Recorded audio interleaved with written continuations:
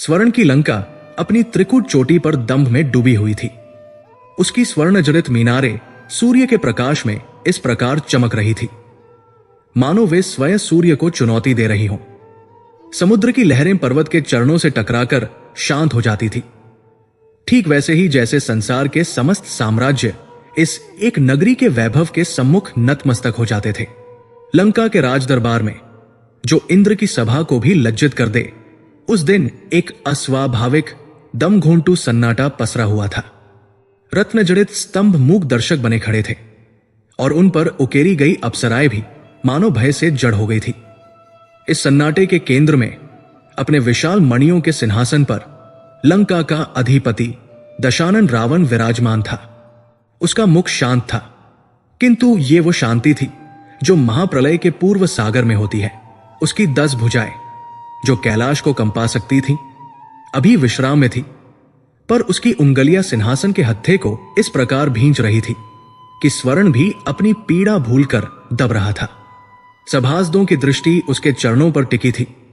किसी में इतना साहस नहीं था कि वो लंकेश की उन रक्तवर्ण आंखों में देख सके जिनमें एक ब्रह्मांडीय अहंकार का नशा तैरता था। तभी उस निस्तब्धता को चीरता हुआ एक विक्षिप्त सा स्वर उभरा, रक्षा कीजिए महाराज, त्राहिमाम, सर्वनाश हो गया। दरबार के विशाल किवाड़ स्वयं ही खुल गए थे। 2 भीमकाय राक्षस प्रहरियों के बीच एक प्राणी जो कभी राक्षस योद्धा रहा होगा, अब केवल मांस और भय का एक लोथरा बनकर घिसटता हुआ आ रहा था। उसका कवच शतविक्षत था, शरीर पर अनगिनत घाव थे और उसकी आंखें ऐसी फैली हुई थी मानो उन्होंने स्वयं महाकाल को अपने सम्मुख देख लिया हो। यह अकंपन था, खर और दूषण की अजेय सेना का अंतिम जीवित अवशेष। वही अकंपन जिसकी तलवार की गति से पवन भी लज्जित हो जाती थी, आज अपनी जिह्वा को भी कठिनाई से हिला पा रहा था। वो घिसटता हुआ सिंहासन के निकट पहुंचा और रावण के चरणों में गिर पड़ा। रावण ने अपनी मदिरा का पात्र होठों से नहीं लगाया, उसने केवल अपनी एक भ्रिकुटी उठाई। उसकी भारी मेघ गर्जना सी वाणी ने सभा को कंपा दिया। अकंपन, तुम और इस अवस्था में? जनस्थान की सेना का क्या हुआ? मेरे भाई खर और दूषण कहां हैं? अकंपन ने कांपते हुए सूखे गले से बोलने का प्रयास किया। शब्द उसके कंठ में ही मर रहे थे। महाराज, जनस्थान अब नहीं रहा। एक पल, सिर्फ एक पल के लिए रावण का हाथ कांपा। उसके हाथ से मदिरा का स्वर्ण पात्र छलक गया और वो रक्त सी दिखने वाली मदिरा श्वेत संगमरमर पर फैल गई, मानो लंका के भविष्य का पहला अपशकुन लिख रही हो। क्या कहा तुमने? रावण की आवाज में अब भी अविश्वास था। 14 सहस्त्र अकंपन, 14 सहस्त्र अजय राक्षस योद्धा जिनका नेतृत्व स्वयं खर, दूषण और त्रिशरा कर रहे थे, उन्हें कौन पराजित कर सकता है? क्या इंद्र ने अपनी वज्र सेना भेज दी? क्या समस्त देवताओं ने मिलकर छल किया? अकंपन ने नहीं में अपना सिर हिलाया। उसका भय इतना गहरा था कि वो रावण के क्रोध से भी अधिक उस स्मृति से डर रहा था जिसे वो जनस्थान में छोड़ आया था। नहीं महाराज, वो फुसफुसाया, कोई सेना नहीं थी, कोई देवता नहीं थे, वो केवल एक था। पूरी सभा में एक सर्द लहर दौड़ गई। रावण अपने सिंहासन से उठ खड़ा हुआ। उसकी विशाल काया ने दरबार में उपस्थित प्रकाश को भी ढक लिया और एक पल के लिए संपूर्ण कक्ष अंधकार में डूब गया। एक रावण का अट्टहास पूरे त्रिकुट पर्वत से टकराया, पर इस हंसी में उल्लास नहीं, एक हिंसक संदेह था। क्या तुम्हारा मति भ्रम हो गया है अकंपन? तुम कहना चाहते हो कि एक अकेले प्राणी ने मेरी 14,000 की सेना को नष्ट कर दिया? यह असंभव है। अकंपन ने अपनी कांपती हथेलियों को जोड़ा। महाराज, जो मैंने अपनी आंखों से देखा है, यदि मैं उसका वर्णन करूं तो आप मुझे पागल समझकर मृत्युदंड दे देंगे, पर जो सत्य है वो यही है। वो एक तपस्वी है महाराज, जटाधारी, वलकल पहने हुए। उसका नाम राम है। राम। रावण ने इस नाम को अपनी जिह्वा पर तौला, मानो किसी कड़वे फल को चख रहा हो। वही जिसने मेरी भगिनी शूरपणखा को विरूप किया, उस क्षुद्र तपस्वी के लिए मेरे भाइयों ने 14,000 की सेना भेज दी और तुम कहते हो वो अकेला जीत गया? महाराज, वो तपस्वी नहीं है। अकंपन की आवाज में अब भय की जगह एक अजीब सा आदर था। वो कोई माया है। हमने उसे घेरा। खर ने अटाज किया। हमने सोचा एक निवाला है, पर उसने अपना धनुष उठाया और फिर जो हुआ उसे शब्द नहीं दे सकते। अकंपन की आंखें शून्य में ताकने लगी, मानो वो उस दृश्य को पुनः देख रहा हो। महाराज, हमने बाण चलाए पर वे उस तक पहुंचे ही नहीं, और उसने बाण चलाए, केवल एक बाण, पर जब वो हमारे निकट पहुंचा तो वो एक से सहस्र हो गया। उसकी प्रत्यंचा की टंकार नहीं थी महाराज, वो प्रलय के मेघों का गर्जन था। हमने देखा राक्षसों के सिर कट रहे थे, धड़ गिर रहे थे, पर किसी को यह नहीं दिख रहा था कि बाण कौन चला रहा है। वो एक ही समय में 10 दिशाओं में उपस्थित था। वो नाच नहीं रहा था, वो विनाश का एक चक्रवात बन गया था। रावण की सांसें भारी हो गई, उसके नथुने फड़क रहे थे। अकंपन चीख पड़ा। दूषण ने अपनी गदा उठाई, पर गदा उस तक पहुंचती इससे पहले ही उसकी भुजाएं कटकर गिर चुकी थी। त्रिशरा ने अपने तीनों शीशों से अग्नि उगली, पर राम के एक ही बाण ने उसके तीनों सिरों को आकाश में उछाल दिया। वे नीचे भी नहीं गिरे थे कि राम के बाणों ने उन्हें आकाश में ही भस्म कर दिया। और खर? रावण ने घुरघुराते हुए पूछा। खर ने उसे चुनौती दी। वो अंतिम था। उसने अपनी संपूर्ण मायावी शक्ति का प्रयोग किया। उसने स्वयं को अदृश्य किया। उसने आकाश से शिलाओं की वर्षा की। पर राम, महाराज, वो राम मुस्कुरा रहा था, मानो ये सब कोई बालक्रीड़ा हो। उसने एक दिव्य अस्त्र का संधान किया, और जब उसने खर का नाम लेकर बाण छोड़ा तो खर के कवच, उसके शरीर और उसके पीछे खड़े वृक्ष को भेदता हुआ वो बाण धरती में समा गया। खर को मरने का अवसर भी नहीं मिला महाराज, वो भस्म हो गया। अकंपन रावण के चरणों पर अपना सिर पटक कर रोने लगा। 14 सहस्त्र महाराज, केवल 3 घड़ी में, जैसे कोई सिंह हाथियों के झुंड को चीर डाले। मैं शवों के नीचे छिप गया महाराज। मैं अपनी सांसें रोके पड़ा रहा। वो आया, वो मेरे ऊपर से चलकर गया। उसके चरणों में कोई क्रोध नहीं था, उसकी आंखों में कोई घृणा नहीं थी। उसकी आंखें, वे शांत थी, इतनी शांत कि मृत्यु भी उनसे भयभीत हो जाए। महाराज, वो मनुष्य नहीं है, वो कोई और है। जनस्थान में अब केवल राख और रक्त है। ये समाचार देने के लिए मैं अकेला जीवित बचा हूं। सभा में पत्थर सा सन्नाटा छा गया। रावण की 10 भुजाएं क्रोध से कांप रही थी। ये केवल शोक नहीं था। खर और दूषण उसके भाई थे, जनस्थान में उसकी सत्ता के प्रतीक थे। उनकी मृत्यु रावण की कीर्ति पर एक अमिट काला धब्बा थी। पर इससे भी भयानक था वो अपमान। एक अकेला तपस्वी, 14,000 योद्धा। ये रावण के अहंकार पर ऐसी चोट थी जैसी उसे अपने पूरे जीवन में कभी नहीं लगी थी। न कैलाश उठाते समय, न इंद्र को बंदी बनाते समय वे सब विजय थी। ये एक उपहास था। त्रिलोक आज लंका पर हंस रहा होगा। दशानन का अजेय साम्राज्य, जिसे देवता नहीं जीत सके, उसे एक वनवासी ने चुनौती दे दी थी। नहीं, चुनौती नहीं, उसने रावण के शासन की नींव ही हिला दी थी। चुप हो जाओ। रावण की दहाड़ से स्तंभ हिल गए। अकंपन भय से अचेत हो गया। रावण ने अपने सिंहासन को एक लात मारी और वो स्वर्ण सिंहासन टूटकर दूर जा गिरा। राम, उसने फुफकारते हुए कहा, तुमने मेरे भाइयों को मारा? नहीं, तुमने मेरा अपमान किया है। तुमने मेरी लंका की प्रतिष्ठा को धूमिल किया है, और इसका दंड मृत्यु नहीं हो सकती। रावण दरबार में किसी बंदी सिंह की भांति टहलने लगा। उसका मस्तिष्क, जो वेदों के ज्ञान और असुरों की कुटिलता से भरा था, अब प्रतिशोध की ज्वाला में जल रहा था। उसे मार दूं? वो स्वयं से बोला। अपनी सेना भेज दूं? इंद्रजीत, कुंभकर्ण? नहीं, अकंपन का भय झूठ नहीं बोल रहा। यदि उस एक ने 14,000 को मार दिया तो वो साधारण मनुष्य नहीं है, वो कोई अवतारी शक्ति है। उससे युद्ध करना नहीं, युद्ध में उसे हराना असंभव है। ये स्वीकारोक्ति, ये सत्य रावण के लिए विष पीने से भी अधिक कष्टदायक था। वो दशानन, जो युद्ध को एक उत्सव समझता था, आज युद्ध से विमुख होने की सोच रहा था। यदि वो युद्ध में अजेय है।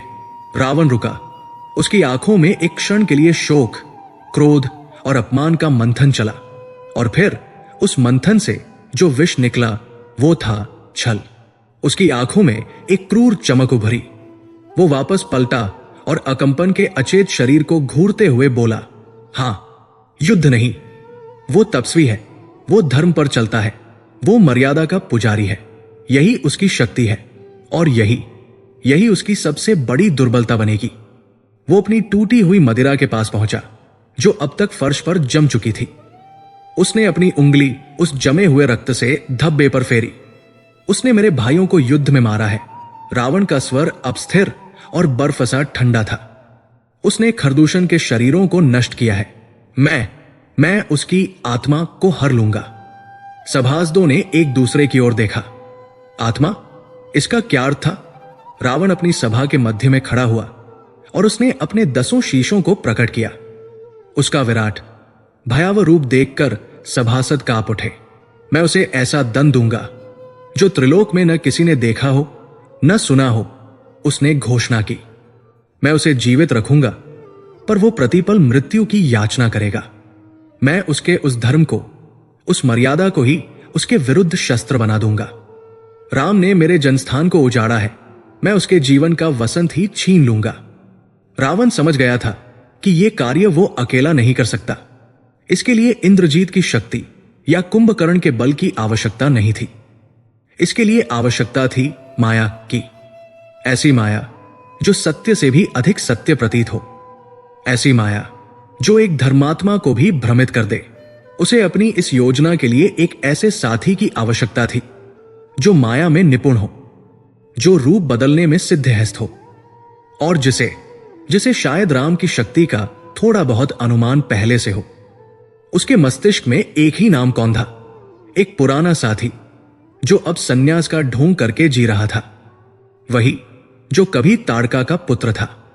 रावण की रक्तवर्ण आंखें दक्षिण पूर्व दिशा की ओर टिक गई, मानो वो समुद्र पार दूर किसी आश्रम में छिपे उस प्राणी को देख सकता हो।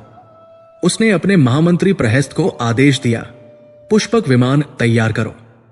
प्रहस्त ने कांपते हुए पूछा, महाराज, हम कहां आक्रमण कर रहे हैं?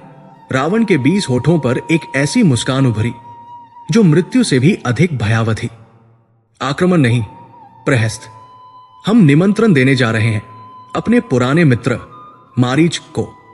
सभा समझ गई थी, युद्ध का अध्याय समाप्त हो चुका था और अब छल का वह काला अध्याय आरंभ होने वाला था, जिसकी अंतिम परिणति लंका के दहन में होनी थी। प्रतिशोध की वो ज्वाला जो अकंपन के भयभीत शब्दों से रावण के हृदय में प्रज्वलित हुई थी, अब अपनी पहली आहुति लेने के लिए मारीच के आश्रम की ओर बढ़ रही थी। पुष्पक विमान जो अपने स्वामी के मन की गति से चलता था, उस दिन लंका की दग्ध प्रतिशोधी वायु को चीरता हुआ दक्षिण के सागरों को पार कर रहा था। विमान के भीतर उसका स्वामी दशानन रावण मौन बैठा था। उसका क्रोध अब उबलते हुए लावा की तरह नहीं, अपितु जम चुके तीक्ष्ण ज्वालामुखी पाषाण की भांति शीतल और घातक हो गया था। अकंपन के शब्दों ने उसके अहंकार को जो घाव दिया था, वो अब छल के विष से भरने वाला था। रावण युद्ध की योजना नहीं बना रहा था, वो एक ऐसे षड्यंत्र का ताना बाना बुन रहा था जो धर्म को ही अधर्म के कटघरे में खड़ा कर दे। विमान की गति मंद हुई। नीचे घने जंगलों के बीच समुद्र तट से सटा एक शांत तपोवन दृष्टिगोचर हुआ। यह वो स्थान था जहां कभी के दानव, अब के तपस्वी मारीच ने स्वयं को संसार से छिपा रखा था। मारीच का जीवन अब भय और शांति के एक विचित्र संतुलन पर टिका था। वो सूर्योदय से पूर्व उठता, ठंडे जल में स्नान करता और फिर अपनी पर्णकुटी के बाहर बैठकर मृगचर्म पर अपनी आंखें मूंद लेता। पर यह ध्यान, यह तपस्या ईश्वर को पाने के लिए नहीं थी, ये ईश्वर के एक विशेष रूप को भूलने के लिए थी। मारीच का सारा सन्यास केवल एक स्मृति के आतंक से जन्मा था। एक किशोर की टंकार, एक ऐसा बाण जिसने उसे मारा नहीं, अपितु उसे 100 योजन दूर फेंककर यह समझा दिया था कि उसका अस्तित्व कितना तुच्छ है। ताड़का वध के समय विश्वामित्र के यज्ञ में विघ्न डालते हुए उस किशोर राम ने अपने शिलिमुख बाण से उसे जो चेतावनी दी थी वो मारीच के अस्थि मज्जा में बस गई थी। वो समझ गया था कि ये शक्ति इस लोक की नहीं है। तब से वो राम नाम को ही साक्षात काल का पर्याय मानता था। वह राक्षसी प्रवृत्तियों को त्याग कर कंदमूल खाकर केवल इसलिए जी रहा था ताकि उसे पुनः उस किशोर की आंखों में न झांकना पड़े। उस दिन भी मारीच अपने ध्यान में बैठा था। वायु शांत थी, पक्षी चहचहा रहे थे। तभी आकाश में सूर्य ढक गया। एक विशाल अस्वाभाविक छाया ने पूरे तपोवन को ग्रस लिया। पक्षियों का कलरव एक भय भरी चीत्कार में बदल गया और वे घोंसलों की ओर भागे। हिरण जो अभी तक मारीच के हाथों से घास खा रहे थे, भय से कांपते हुए घने वन में विलुप्त हो गए। मारीच की आंखें खुली। ये किसी मेघ की छाया नहीं थी, ये गरुड़ की भी नहीं थी, ये लंका की छाया थी। उसने ऊपर देखा। स्वर्ण का पुष्पक विमान सूर्य को चुनौती देता हुआ उसके आश्रम के ठीक ऊपर मंडरा रहा था। मारीच का हृदय उसके कंठ में आ गया। वो जानता था त्रिलोक में केवल एक ही प्राणी था जो इस विमान पर चलता था, और यदि वो यहां आया है तो इसका अर्थ केवल एक हो सकता है, प्रलय। विमान भूमि पर उतरा। उसके उतरने से उठी वायु ने मारीच की साधारण पर्णकुटी को लगभग उखाड़ ही दिया था। विमान का द्वार खुला और उससे वो उतरा जिसे देखकर यमराज भी अपना मार्ग बदल लेते थे। दशानन रावण। वो अपने राजसी काले वस्त्रों में था। उसके मस्तक पर स्वर्ण किरीट दमक रहा था। उसकी चाल में दम था, पर आज उसकी आंखों में एक ऐसी शीतलता थी जो मारीच को किसी भी ज्वाला से अधिक भयावह लगी। मारीच अपनी मृगछाला से उठा। वो भय से कांप रहा था, पर एक राक्षस राजा के सम्मुख अभिवादन की औपचारिकता उसे निभानी ही थी। वो भूमि पर साष्टांग लेट गया। लंकेश, आपने इस दास को याद किया, इस कुटिया को पवित्र कर दिया। रावण हंसा। उसका अट्टहास उस शांत तपोवन में ऐसा लगा मानो किसी ने मंदिर के घंटे के बीच गिद्ध की चीख भर दी हो। पवित्र? रावण ने घृणा से मारीच के जटाजूट और भस्मलगे शरीर को देखा। ये क्या रूप बना रखा है मारीच? ताड़का का वीर पुत्र और तपस्वियों का ये भद्दावेश।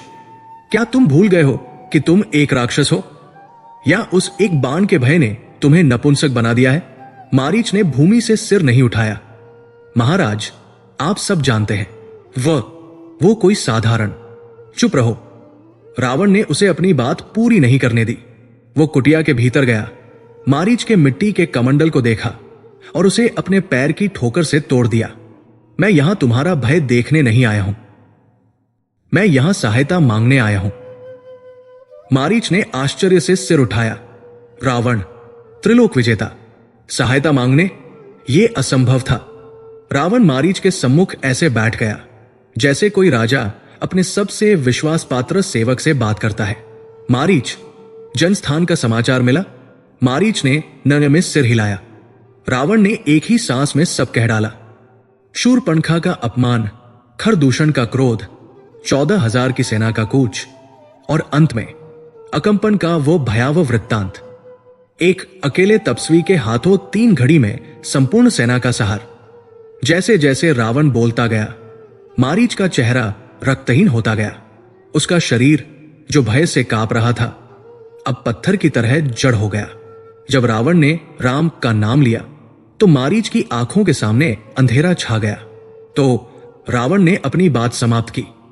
मैंने निश्चय किया है, उस तपस्वी से युद्ध में जीतना असंभव है। अकंपन का भय सत्य है, वो कोई दिव्य शक्ति है। मारीच के हृदय में एक क्षण के लिए आशा की किरण जागी। क्या लंकेश सत्य को समझ गए? क्या वो लौट जाएंगे? तो आप? मारीच ने कांपते हुए पूछा। तो मैं युद्ध नहीं करूंगा। रावण ने उसकी आंखों में झांकते हुए कहा। मैं छल करूंगा। मैं उसके उस घमंड को, उस मर्यादा को ही तोड़ दूंगा। मैंने सुना है उसके साथ उसकी पत्नी भी है। कहते हैं त्रिलोक में उससे अधिक सुंदरी कोई नहीं। मैं उसे ही हर लूंगा। मैं उस राम की आत्मा को छीन लूंगा।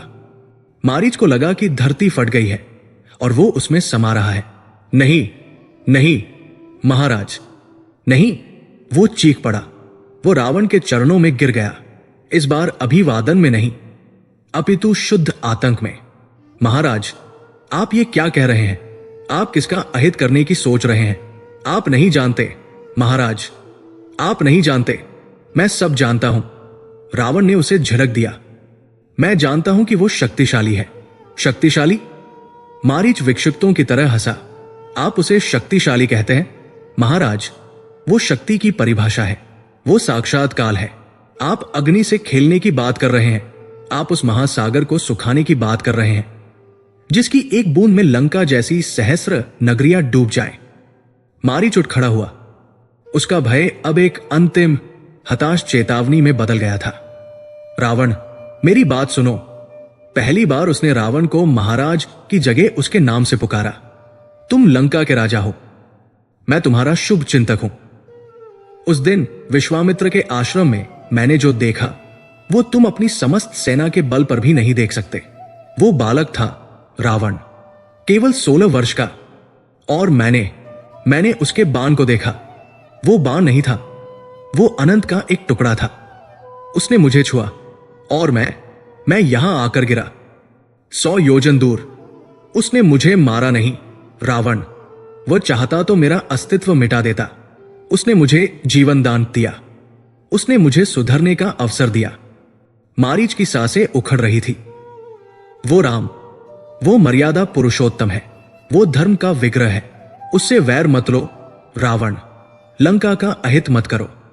वो केवल खरदूषण का काल नहीं है, वो समस्त राक्षसी वृत्ति का काल है। यदि तुमने उसकी पत्नी की ओर आंख उठाकर भी देखा तो विश्वास करो, लंका की स्वर्ण ईंटें पिघलकर समुद्र में बह जाएंगी। तुम्हारे 10 शीश कटकर पृथ्वी पर ऐसे गिरेंगे जैसे कोई पके फल टूटते हैं। लौट जाओ रावण, अभी भी समय है। उस तपस्वी से क्षमा मांग लो। इसी में तुम्हारा, मेरा और समस्त राक्षस जाति का कल्याण है। एक लंबा सन्नाटा। रावण मारीच को देखता रहा। उसकी आंखों में न क्रोध था न आश्चर्य, केवल एक गहरी ठंडी उपेक्षा थी।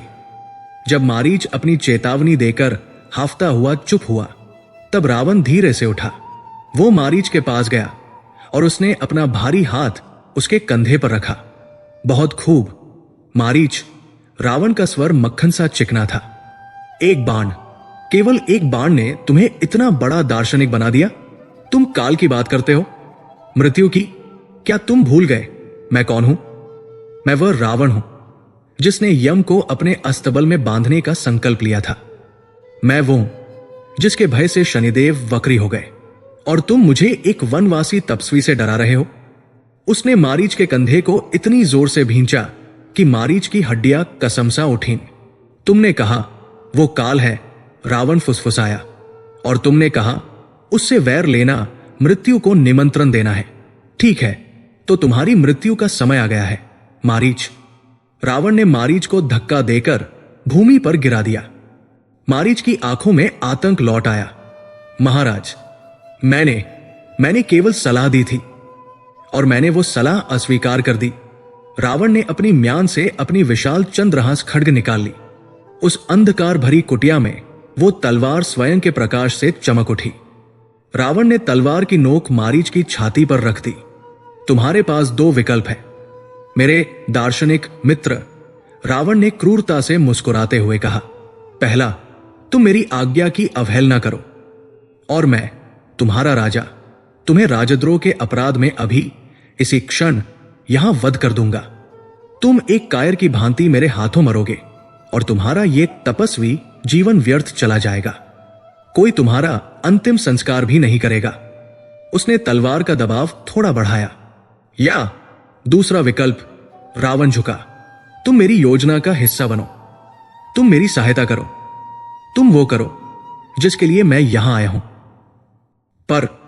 पर महाराज, उसमें भी मृत्यु है, मारीच ने करहाते हुए कहा। राम मुझे मार डालेंगे। हां, रावण का अट्टहास कुटिया से टकराया। वही तो मैं कह रहा हूं। मृत्यु तो तुम्हारी निश्चित है मारीच, चुनाव तुम्हारा है। रावण ने अपनी बात को और स्पष्ट किया। उसकी आवाज में एक सपेरे का सम्मोहन था। या तो मेरे हाथों इस गंदी कुटिया में एक देशद्रोही बनकर मरो, या फिर जैसा कि तुम कहते हो, उस साक्षात काल के हाथों मरो। यदि वो सच में उतना ही महान है जितना तुम कहते हो, तो उसके हाथों मरने पर तुम्हें मोक्ष मिल जाएगा। सोचो मारीच, मैं तुम्हें क्या दे रहा हूं? मैं तुम्हें मुक्ति का मार्ग दे रहा हूं। या तो मेरे हाथों नर्क या राम के हाथों स्वर्ग, चुनाव तुम्हारा है। ये एक ऐसा जाल था जिससे मारीच निकल नहीं सकता था। वो जड़ होकर रावण के चेहरे को देखता रहा। ये कैसा दानव था? ये मृत्यु का भी सौदा कर रहा था। मारीच की आंखों के सामने उसका पूरा जीवन घूम गया। ताड़का की क्रूरता, विश्वामित्र का यज्ञ, राम का वो बाण और अब रावण की ये तलवार। वो समझ गया उसका अंत आ गया है। वो रावण के हट के आगे नहीं जीत सकता। उसने अपनी आंखें मूंद ली। उसने सोचा, ये पापी, ये अधर्मी, इसके हाथों मरने से तो लाख गुना अच्छा है कि मैं उन पुण्य आत्मा के हाथों मरूं। यदि वो काल है तो उनकी मृत्यु भी वरदान होगी। यदि वो ईश्वर है तो उनकी मृत्यु मोक्ष होगी। रावण मुझे मारकर नर्क भेजेगा, राम मुझे मारकर अपने धाम। ये निर्णय लेने में उसे केवल एक पल लगा। भय अभी भी था, पर अब उस भय पर एक विवशता की चादर पड़ गई थी। उसने अपनी कांपती आंखें खोली। रावण की तलवार अभी भी उसकी छाती पर टिकी थी। मुझे स्वीकार है महाराज, मारीच ने एक सूखे पराजित स्वर में कहा। रावण का चेहरा खिल उठा। उसने अपनी चंद्रहास खड्ग को एक झटके में म्यान में वापस रख लिया। षड्यंत्र का पहला और सबसे कठिन चरण पूरा हो गया था। उसने मारीच को उठने के लिए अपना हाथ दिया। मारीच ने उस हाथ को पकड़कर उठने का प्रयास किया, पर उसके पैर अभी भी कांप रहे थे। तो रावण ने कहा, जैसे कुछ हुआ ही न हो, योजना के लिए तैयार हो जाओ। मारीच ने अपनी अंतिम क्षीण आशा के साथ पूछा, किंतु महाराज, योजना है क्या? वो खूबसूरत जाल जिससे आप उस तपस्वी की आत्मा को हरेंगे, वो क्या है? रावण कुटिया के द्वार तक गया। बाहर अब पुनः सूर्य की किरणें आ गई थी। उसने बाहर की हरियाली को देखा, उन हिरणों को देखा जो अब धीरे धीरे भयमुक्त होकर बाहर आ रहे थे। रावण पलटा नहीं। उसने बस अपनी पीठ पीछे से ही कहा, मारीच, राम ने जनस्थान को अपने पराक्रम से जीता है, हम उसे माया से जीतेंगे। वो धर्म की बात करता है, हम भ्रम का निर्माण करेंगे। तुम्हें एक ऐसा रूप धरना होगा मारीच, एक ऐसा मोहक, एक ऐसा अद्भुत रूप जिसे देखकर स्वयं वैदेही भी उसे पाने के लिए लालायित हो उठे। रावण का अट्टहास एक बार फिर तपोवन में गूंजा और वो पुष्पक विमान की ओर बढ़ गया। मारीच अपनी कुटिया के द्वार पर खड़ा जड़वत ये सोचने लगा कि वो कौन सा रूप होगा जो स्वयं राम की पत्नी को भी मोहित कर लेगा। षड्यंत्र का बीजारोपण हो चुका था। जहां लंका की स्वर्ण अट्टालिकाएं प्रतिशोध की अग्नि में तप रही थी, वहीं सहस्त्रों योजन दूर गोदावरी के पवित्र तट पर पंचवटी का तपोवन ब्रह्म मुहूर्त की शांति में डूबा हुआ था। यह वो स्थान था जिसे स्वयं अगस्त्य मुनि ने राम के निवास के लिए चुना था। यहां की वायु में वेदों का नाद घुला था। गोदावरी का कलकल निनाद किसी दिव्य संगीत सा प्रतीत होता था और वृक्षों की शाखाएं इतनी सघन थी कि सूर्य की किरणें भी छन छन कर धरती का स्पर्श करने से पूर्व पवित्र हो जाती थी। यहां का वातावरण ऐसा था मानो स्वयं शांति ने यहां तपस्या हेतु आसन लगा लिया हो। खरदूषण और जनस्थान के सहार के पश्चात पंचवटी का यह क्षेत्र अब पूर्णतः निर्भय हो चुका था। ऋषि मुनि जो पहले राक्षसों के भय से अपने यज्ञों की आहुति भी छिप कर देते थे, अब निर्भय होकर अपने अनुष्ठान पूर्ण करते थे। इस संपूर्ण परिवर्तन का श्रेय केवल एक जटाधारी वलकलधारी तपस्वी को था, अयोध्या के राजकुमार राम। वे अपनी पर्णकुटी के बाहर एक शिला पर बैठे थे। उनकी आंखें अर्धनिमीलित थी, मुख पर एक अलौकिक तेज और एक अगाध शांति थी। 14 सहस्त्र राक्षसों का वध करने के पश्चात भी उनके मन में न तो विजय का अहंकार था, न ही हिंसा की कोई ग्लानि। उन्होंने जो किया वो धर्म की स्थापना के लिए किया था। वो ऋषियों की रक्षा का उनका संकल्प था। उनके लिए ये युद्ध समाप्त हो चुका था। उन्हें इस बात का किंचित भी आभास नहीं था कि ये अंत नहीं, अपितु एक महाप्रलय का आरंभ मात्र था। उनके निकट ही उनके भ्राता लक्ष्मण अपने नाम के अनुरूप सजग और लक्षित मुद्रा में खड़े थे। लक्ष्मण के लिए शांति एक भ्रम थी और विश्राम एक अपराध। उनकी दृष्टि कुटी पर नहीं बल्कि वन के उन अंधकारपूर्ण कोनों पर टिकी रहती थी जहां से कोई भी आपदा पुनः जन्म ले सकती थी। वो जानते थे कि राक्षसों का प्रतिशोध इतना शांत नहीं हो सकता। खरदूषण का स्वामी रावण अभी जीवित था। लक्ष्मण की उंगलियां सहज ही उनके धनुष की प्रत्यंचा पर थी, मानो वह किसी भी अज्ञात शत्रु के स्वागत के लिए सदैव प्रस्तुत हो। और उस कुटी के भीतर उस तपोवन की आत्मा देवी सीता अपने दैनिक कार्यों में लीन थी। उन्होंने वन के इस कठोर जीवन को भी अपने वात्सल्य और प्रेम से घर बना दिया था। वो वन के पुष्पों से कुटी के द्वार को सजा रही थी। उनके मुख पर वो संतोष था जो राजभवन के ऐश्वर्य में भी दुर्लभ था। वे अपने स्वामी के साथ थी और उनके लिए यही अयोध्या थी, यही सिंहासन था। राम, लक्ष्मण और सीता, ये तीनों उस शांत तपोवन में धर्म, कर्तव्य और प्रेम के साक्षात प्रतीक बनकर जी रहे थे। वे इस बात से पूर्णतः अनभिज्ञ थे कि दक्षिण में समुद्र के पार उनके इस सुख को ग्रसने के लिए एक छल का महाषड्यंत्र रचा जा चुका है। वे नहीं जानते थे कि मारीच ने रावण के हट के सम्मुख घुटने टेक दिए हैं और वो मृत्यु का वरण करने के लिए पंचवटी की ओर प्रस्थान कर चुका है। तभी उस शांति में एक व्यवधान उत्पन्न हुआ। ये एक ध्वनि नहीं थी, ये एक प्रकाश था। पर्णकुटी से कुछ ही दूर वृक्षों के झुरमुट से एक ऐसी वस्तु प्रकट हुई जिसे देखकर स्वयं देवराज इंद्र की आंखें भी चौंधिया जाए। ये एक मृग था, एक हिरण, परंतु ये वन का कोई साधारण प्राणी नहीं था। ये रावण के षड्यंत्र का सबसे खूबसूरत और सबसे घातक हिस्सा था। ये मारीच का माया रूप था। उसकी देह वो स्वर्ण की थी, ऐसा स्वर्ण मानो स्वयं सूर्य ने अपना समस्त तेज पिघलाकर उसमें भर दिया हो। जब वो चलता तो उसका शरीर द्रवित स्वर्ण सा दमकता। उसके सींग साधारण अस्थि के नहीं अपितु इंद्रनील मणियों और पन्नों से जड़े हुए प्रतीत होते थे, मानो किसी दिव्य जौहरी ने उन्हें गढ़ा हो। उसकी आंखें वे दो चमकदार नीलम थी जिनमें एक सम्मोहक निश्चलता थी। जब वो अपने स्फटिक से दिखने वाले खुरों को भूमि पर रखता तो ऐसा प्रतीत होता मानो वो भूमि पर नहीं अपित पवन पर नृत्य कर रहा हो। यह मारीच की माया का चरमोत्कर्ष था। उसने अपने जीवन का समस्त राक्षसी ज्ञान, अपनी संपूर्ण तपस्या का बल इस एक रूप को गढ़ने में लगा दिया था। वो जानता था कि यह उसका अंतिम अभिनय है, इसलिए वो इतना अद्भुत, इतना अलौकिक दिखना चाहता था कि कोई उस पर संदेह कर ही न सके।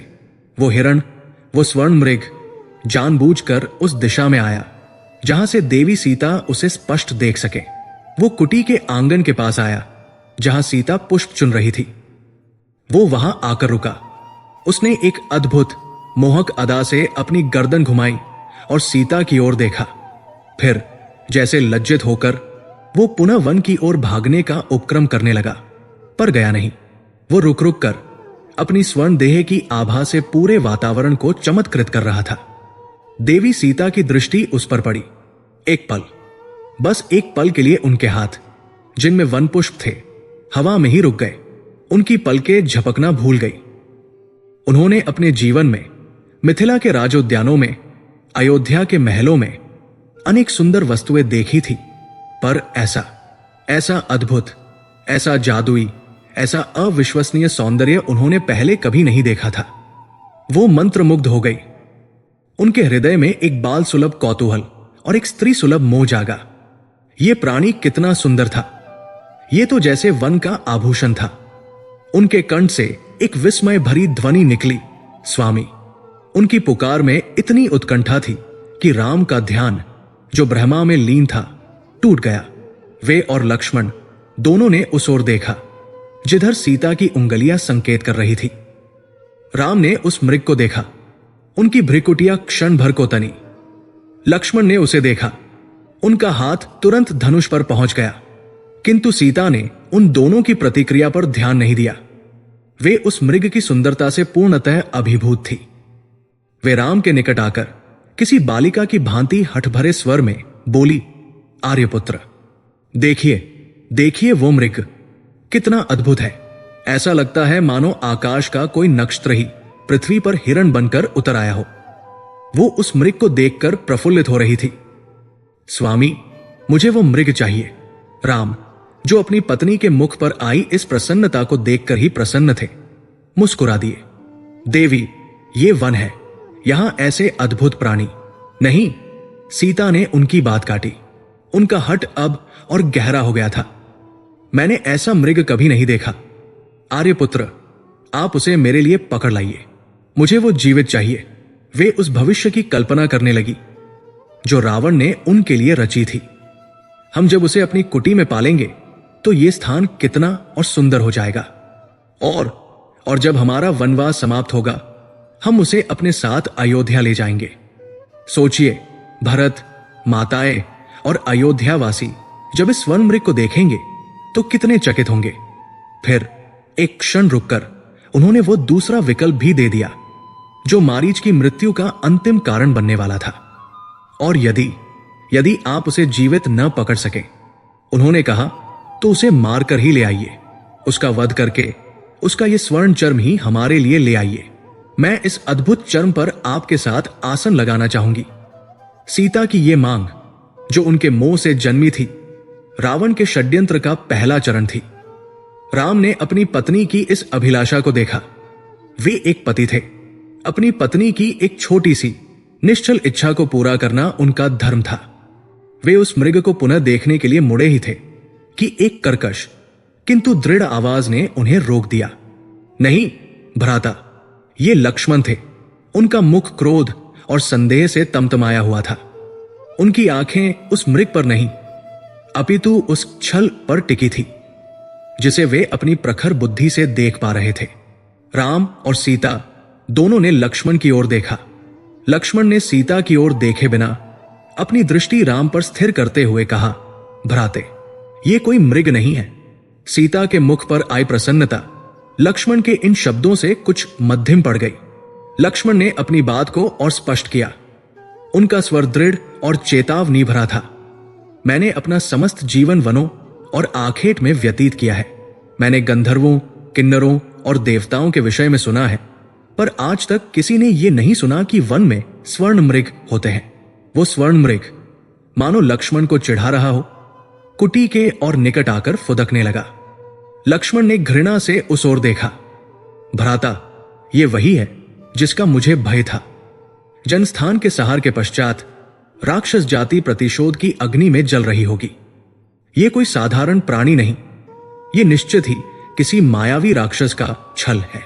ये मारीच भी हो सकता है। उन्होंने राम को समझाने का प्रयास किया। आप देख नहीं रहे, ये जानबूझकर हमें भ्रमित कर रहा है। ये एक जाल है प्रभु, हमें फंसाने का। भातृजाया, भाभी का इस पर मोहित होना अस्वाभाविक नहीं, किंतु आपका इस भ्रम में पड़ना उचित नहीं। लक्ष्मण की चेतावनी वजसी स्पष्ट थी।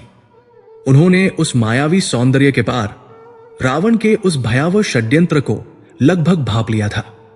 और अब श्री राम, जो कल तक जनस्थान के विजेता थे, आज एक विचित्र धर्म संकट में फंस गए थे।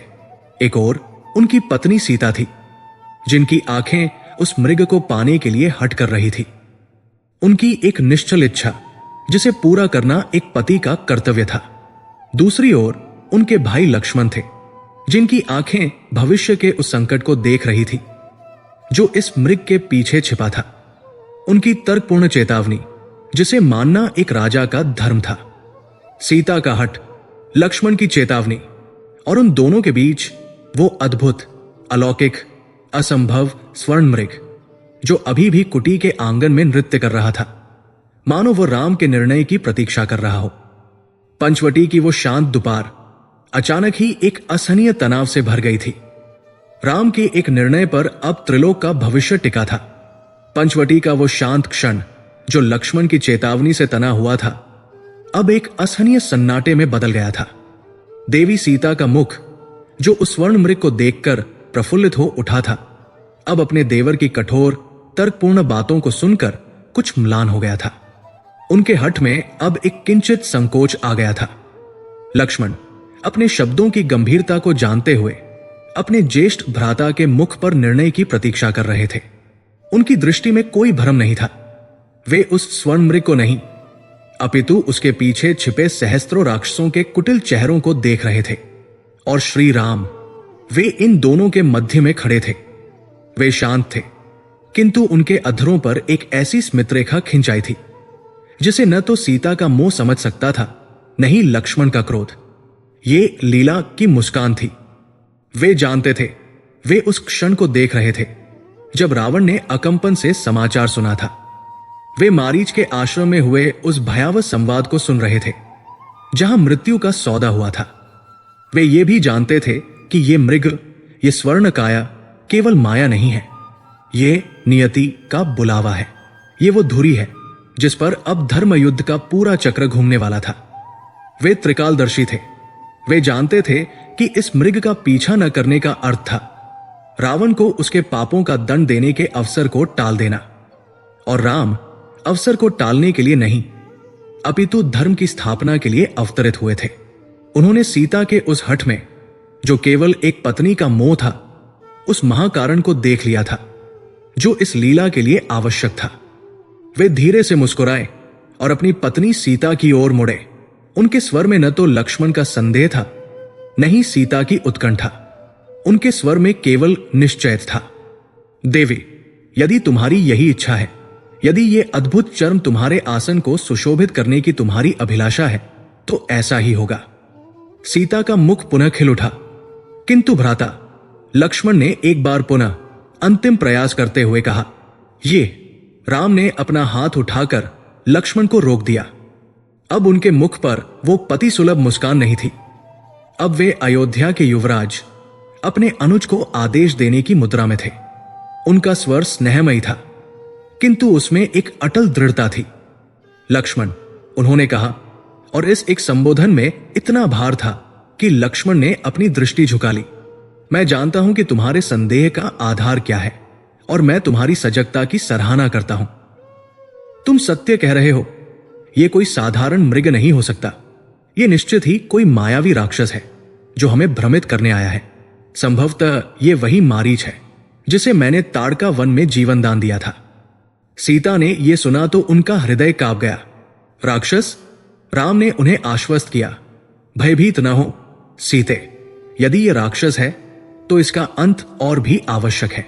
यह यहां तक आया है, इसका अर्थ है कि यह जनस्थान के सहार का प्रतिशोध लेने आया है। मैं इसे जीवित नहीं छोड़ सकता। उन्होंने अपने निर्णय को अंतिम रूप दिया। इस प्रकार देवी, तुम्हारे दो कार्य एक साथ सिद्ध होंगे। यदि यह केवल मृग है तो मैं इसका चर्म ले आऊंगा, और यदि यह मायावी राक्षस है तो मैं इसका वध करके इस तपोवन को एक और संकट से मुक्त कर दूंगा। उन्होंने अपने विशाल कोदंड धनुष को अपने कंधे पर धारण किया और अपने तरकश को कस लिया। वे जाने के लिए मुड़े, किंतु लक्ष्मण ने उनका मार्ग रोक लिया। भ्राता, यदि यह मायावी है तो आप अकेले न जाए। मुझे आज्ञा दे, मैं क्षण भर में इसका अंत करके लौट आऊंगा। आप माता सीता के पास रहें। राम मुस्कुराए। नहीं लक्ष्मण, यह मुझे ही ललकारने आया है। इसका अंत मेरे ही हाथों लिखा है, किंतु तुम्हारा यहां रहना मेरे जाने से भी अधिक महत्वपूर्ण है। अब राम का स्वर अत्यंत गंभीर हो गया। उन्होंने अपनी तर्जनी उंगली उठाई और लक्ष्मण की आंखों में सीधे झांकते हुए कहा, यह एक ऐसा आदेश था जो इतिहास में अंकित होने वाला था। लक्ष्मण, मैं तुम्हें अपनी और अयोध्या के राज सिंहासन की सौगंध देता हूं। जब तक मैं लौटकर नहीं आता, तुम इस पर्णकुटी को छोड़कर एक पग भी बाहर नहीं रखोगे। सीता की रक्षा तुम्हारे जीवन का एकमात्र ध्येय है। यहां मेरे प्राणों से भी अधिक मूल्यवान रघुवंश की मान मर्यादा विदेह की पुत्री अकेली है। इसकी रक्षा का भार मैं तुम्हें सौंपता हूं। उन्होंने अपनी बात पर और बल दिया। चाहे आकाश फट पड़े, चाहे ये पृथ्वी डोल जाए, चाहे तुम्हें त्रिलोक के समस्त देवताओं का क्रंदन क्यों न सुनाई दे, तुम यहां से नहीं हटोगे जब तक मैं स्वयं आकर तुम्हें आदेश न दूं। तुम सीता को अकेला नहीं छोड़ोगे।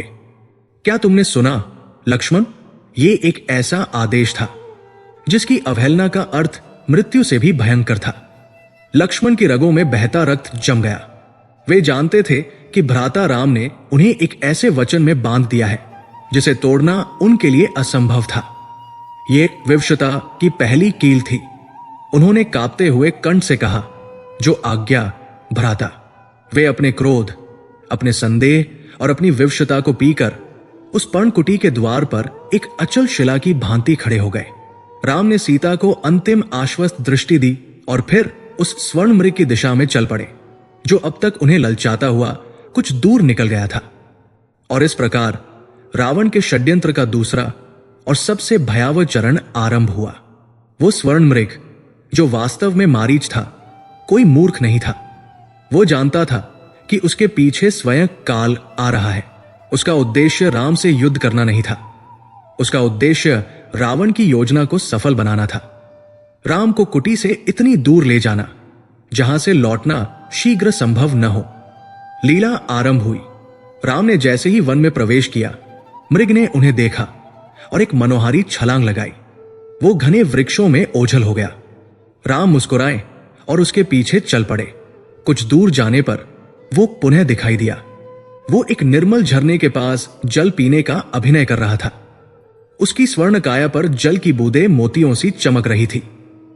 राम ने जैसे ही अपने धनुष पर बाण चढ़ाने का सोचा, वो पुनः चौंकड़ी भरकर भाग निकला। ये एक विचित्र आखेट था। शिकारी, जो त्रिलोक का स्वामी था, अपने शिकार को पकड़ने का कोई प्रयास नहीं कर रहा था। और शिकार, जो जानता था कि वो मरने वाला है, अपनी मृत्यु को यथासंभव विलंबित करने का प्रयास कर रहा था। मारीच राम को छकाता रहा। कभी वो बाई ओर दिखता तो कभी दाई ओर। कभी वो एक टीले पर चढ़कर रुक जाता, मानो राम को चुनौती दे रहा हो। और जैसे ही राम निकट पहुंचते, वो खाई में कूदकर अदृश्य हो जाता। राम धैर्यपूर्वक उसके पीछे चलते रहे। वे पंचवटी के उस पवित्र जाने पहचाने क्षेत्र से बहुत आगे निकल आए। वन अब सघन होता जा रहा था। सूर्य की किरणें अब भूमि तक नहीं पहुंच रही थी। यह राक्षसों का क्षेत्र था, अंधकार का प्रदेश। घड़ियां बीतने लगी। राम का अनुमान सही था। यह मृग उन्हें दूर, बहुत दूर ले आया था। इतना दूर की पंचवटी में अब क्या हो रहा होगा, इसका अनुमान लगाना भी कठिन था। मारीच भी अब थकने लगा था। उसके हृदय में भय व्याप्त था। वो कितना और भागेगा? क्या राम उसे पकड़ नहीं पा रहे? नहीं, वो जानता था राम उसे पकड़ नहीं रहे। राम केवल उसका पीछा कर रहे हैं। वे उसे उतना अवसर दे रहे हैं जितना रावण की योजना के लिए आवश्यक था। अंत में एक विशाल पठार पर आकर मारीच रुक गया। आगे कोई मार्ग नहीं था। वो हाँफ रहा था। उसने पीछे मुड़कर देखा। राम अपने कोदंड पर प्रत्यंचा चढ़ाए शांत भाव से उसकी ओर बढ़ रहे थे। उनके मुख पर न थकान थी, न क्रोध, केवल एक करुणा मिश्रित दृढ़ता थी। राम ने उस मृग को, मारीच को संबोधित किया। बस मारीच, बहुत भाग लिया। मैं तुम्हारी विवशता जानता हूं और तुम्हारे स्वामी का हठ भी। तुमने रावण का ऋण चुकाने के लिए यह स्वर्ण देह धारण की है। अब समय आ गया है कि मैं तुम्हें इस ऋण से और इस देह से, दोनों से मुक्त कर दूं। मारीच उस स्वर्ण रूप में भी कांप गया। वो समझ गया खेल समाप्त हो चुका था। राम ने अपने तरकश से एक बाण निकाला। यह कोई साधारण बाण नहीं था। यह वो अमोघ शर था जो लक्ष्य को भेद कर ही लौटता था। उन्होंने धनुष को अपने कान तक खींचा। एक पल के लिए ब्रह्मांड थम गया। यह बाण, राम ने मेघ गर्जना से स्वर में कहा, तुम्हें मुक्ति प्रदान करेगा। तुम मेरे हाथों मृत्यु को प्राप्त हो रहे हो। यह तुम्हारा सौभाग्य है। अपने अंतिम क्षण में अपने उस स्वामी का स्मरण करो जिसके छल ने तुम्हें यहां भेजा है। टंकार, धनुष की प्रत्यंचा छूटी। वो बाण वायु को चीरता हुआ नहीं गया, उसने वायु को विस्थापित कर दिया। वो एक विद्युत पुंज की भांति गया और मारीच की उस स्वर्ण छाती के आर पार हो गया। एक भयानक गगनभेदी चीत्कार उस वन में गूंजी। स्वर्ण काया विगलित होने लगी। वो अद्भुत सौंदर्य, वो रत्न जड़ित सींग, वो स्फटिक से खुर, सब एक घिनौने काले रक्त में परिवर्तित होने लगे। वो माया रूप पिघल गया और उसके स्थान पर भूमि पर एक विशाल विकराल राक्षस का शव पड़ा था। जिसकी छाती से राम का बाण चमक रहा था। मारीच अपने असली रूप में आ गया था। राम अपने धनुष को नीचे करके उसकी ओर बढ़े। मारीच की आंखें खुली थी। वो राम को देख रहा था। उसकी आंखों में अब भय नहीं, मुक्ति का भाव था। लेकिन रावण की योजना अभी समाप्त नहीं हुई थी। मारीच मर रहा था। उसकी चेतना लुप्त हो रही थी। पर मरते मरते उसे अपने स्वामी रावण का वो अंतिम आदेश याद आया। वो हंसा, एक क्रूर राक्षसी हंसी। उसने अपने शरीर की अंतिम शक्ति को, अपनी मायावी विद्या के अंतिम कण को अपनी जिह्वा पर एकत्रित किया। उसने राम के उस शांत करुण मुख को देखा और फिर उसने अपनी आंखें मूंद ली। उसने अपने कंठ का प्रयोग किया, पर ध्वनि उसकी नहीं थी। वो ध्वनि वो श्री राम की थी। वही गरिमा, वही ओज, वही पीड़ा। मारीच ने मरते मरते रावण के षड्यंत्र के सबसे घातक हिस्से को अंजाम दे दिया। उसने राम के ही स्वर की हूबहू नकल करते हुए अपनी पूरी शक्ति से चीत्कार की। हां लक्ष्मण, हां सीते, यह कोई साधारण चीख नहीं थी। यह एक मायावी ध्वनिबान था जिसे रावण नहीं रचा था। यह ध्वनि उस घने वन को भेद गई, पर्वतों से टकराकर और तीव्र हो गई, और वायु देवता के पंखों पर सवार होकर उसी दिशा में लौट पड़ी जहां से राम आए थे। ये चीख वापस पंचवटी की ओर जा रही थी। ये सीधे उस पर्णकुटी की ओर जा रही थी जहां सीता प्रतीक्षा कर रही थी और जहां लक्ष्मण अपने भ्राता के आदेश से बंधे एक विवश प्रहरी की भांति खड़े थे। षड्यंत्र अपने अगले और सबसे निर्णायक चरण में प्रवेश कर चुका था। पंचवटी की वो शांत तपोमय वायु जो अभी तक गोदावरी की लहरों के साथ खेल रही थी, उस एक असत्य पुकार से सहसा जमसी गई।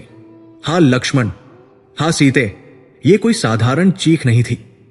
ये मारीच की मायावी रचना थी जिसे उसने अपने प्राणों की अंतिम आहुति देकर श्री राम के स्वर में ढाला था। यह ध्वनि किसी बाण की तरह वन के वृक्षों, लताओं और शिलाओं को भेदती हुई सीधी उस पर्णकुटी तक पहुंची जहां दो प्राणी अपने अपने धर्म में बंधे हुए प्रतीक्षा कर रहे थे। देवी सीता, जो अपने पति के लौटने की आशा में द्वार पर टिकी थी, उस ध्वनि को सुनते ही जड़ हो गई। उनके हाथ से वे पुष्प जो उन्होंने राम के स्वागत के लिए संजो रखे थे, खिसक कर भूमि पर बिखर गए। उनका मुख रक्तहीन हो गया। उनकी आंखों में एक ऐसा आतंक तैर गया जिसे लक्ष्मण ने पहले कभी नहीं देखा था। वो स्वर, वो उनके स्वामी का था।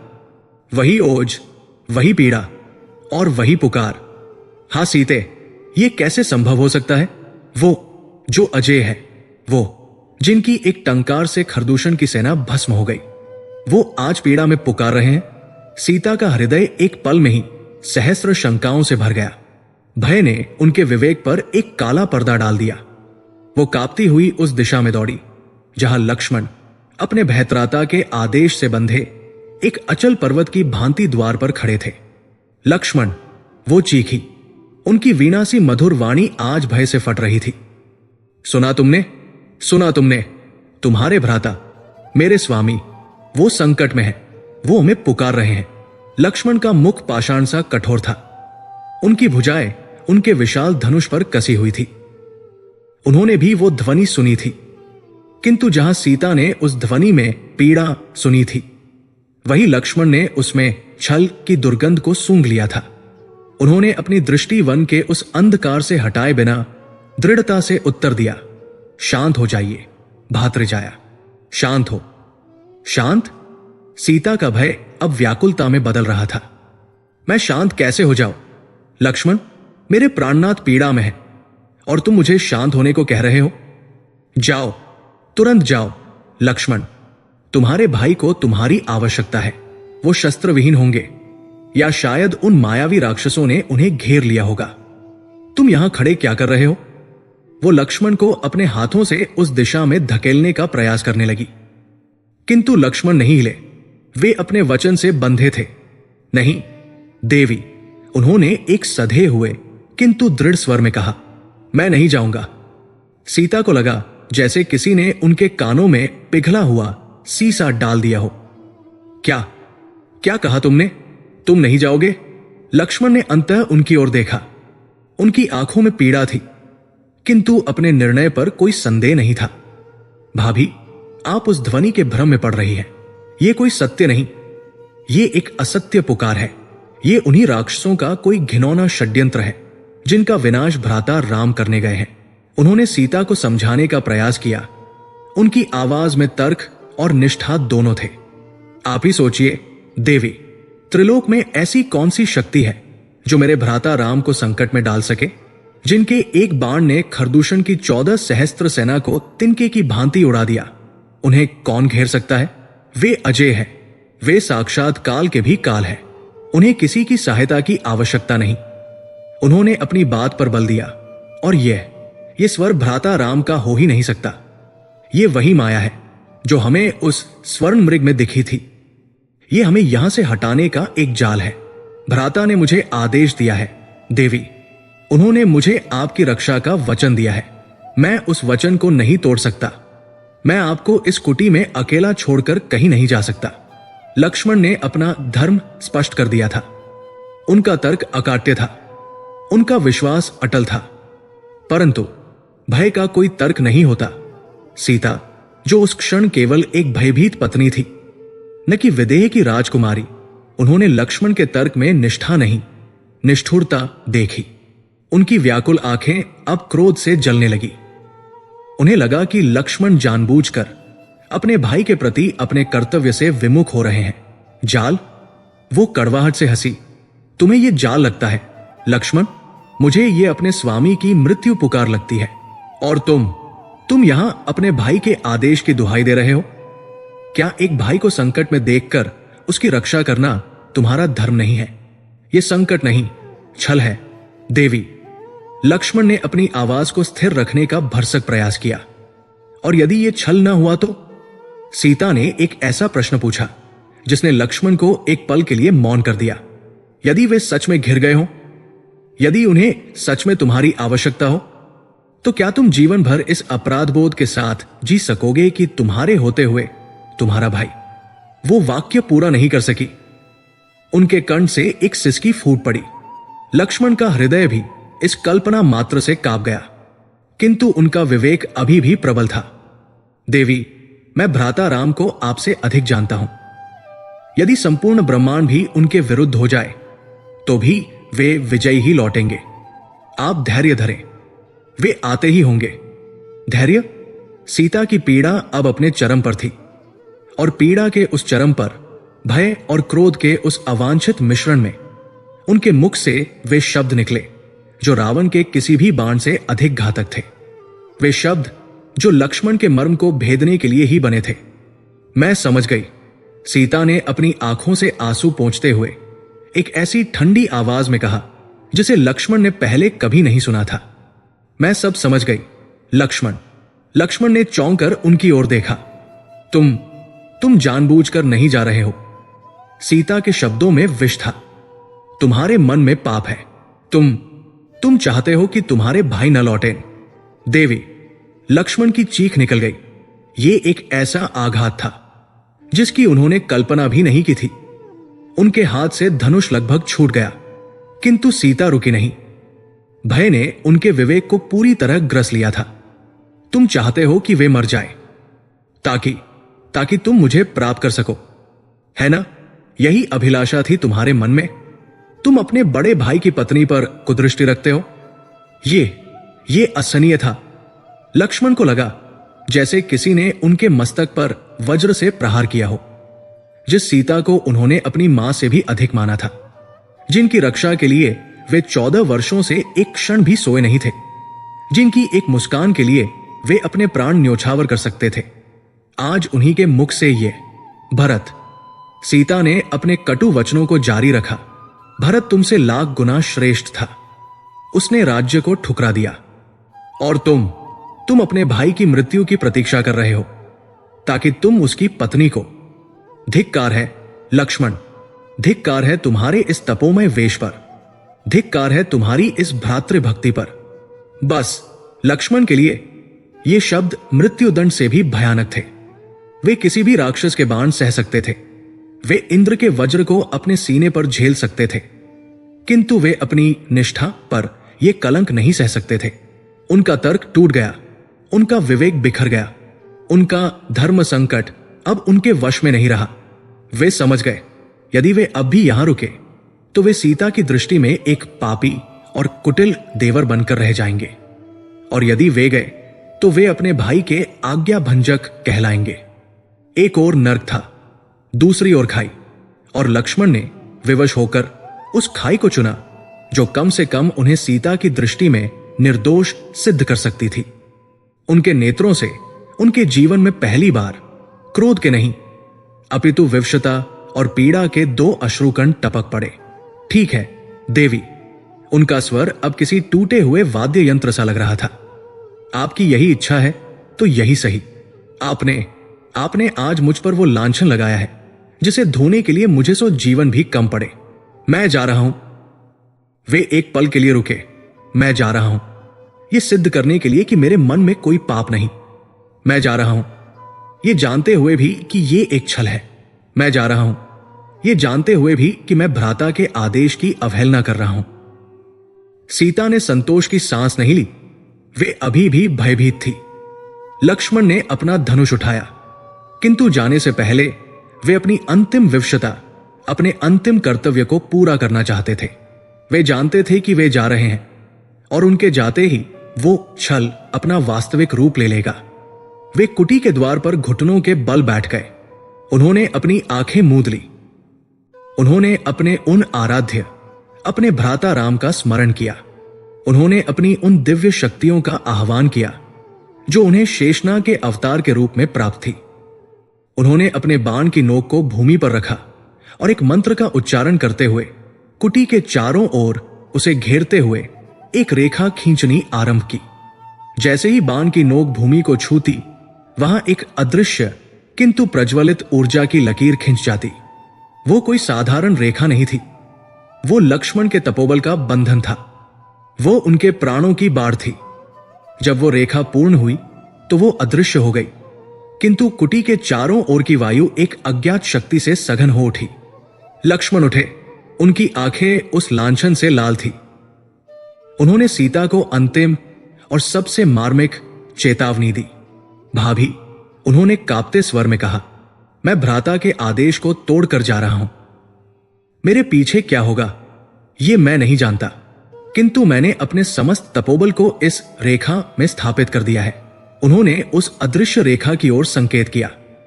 ये लक्ष्मण रेखा है, ये मेरे प्राणों का बंधन है।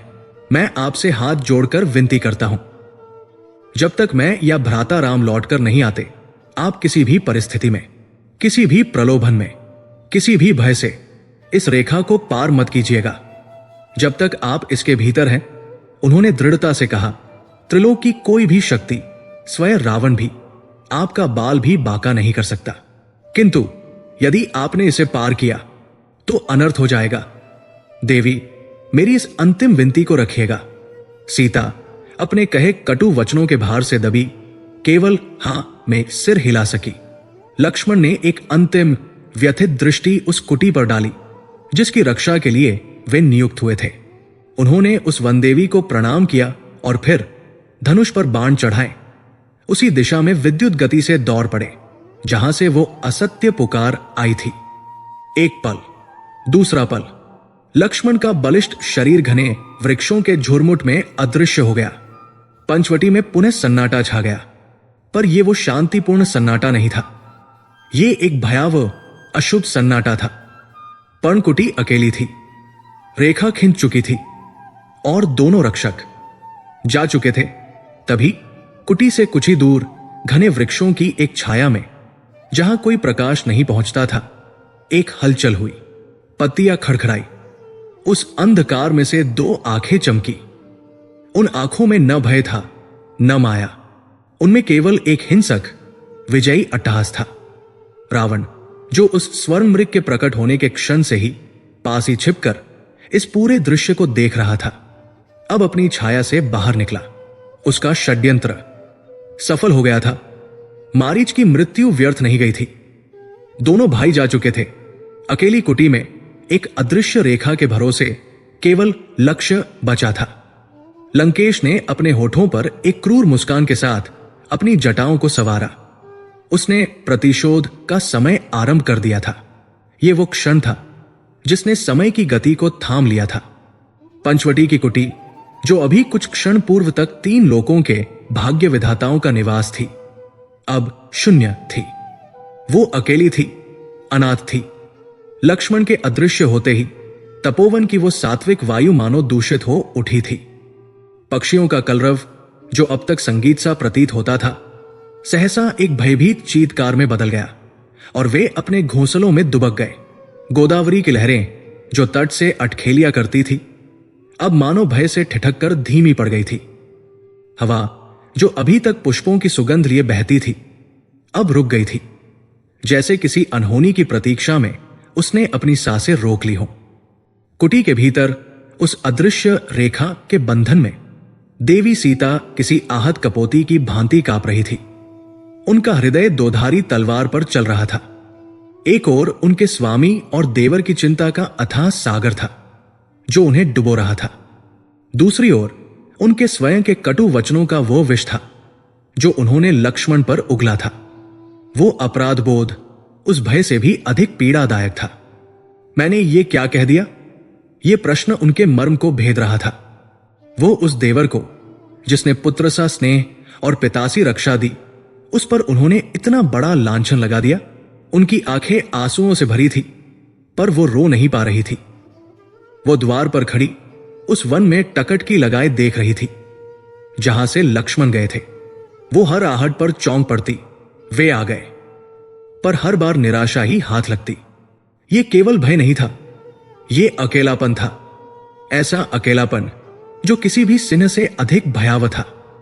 और उस भयावहता की प्रतीक्षा में कोई और भी था।